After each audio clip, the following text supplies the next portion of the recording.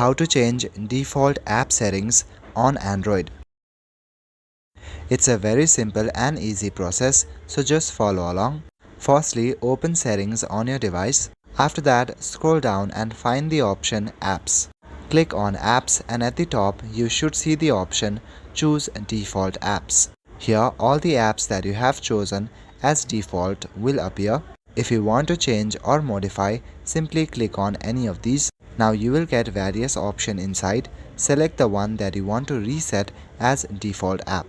If you don't know what default app is, then it's an app that your phone will automatically use if you ever need to use it, or it will just keep the app in its first priority. If you ever download some new apps of the same genre, for example browser, then that app will be added inside here.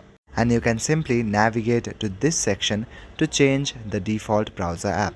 So this is how you can set your default apps on Android. That's all for today. Thank you.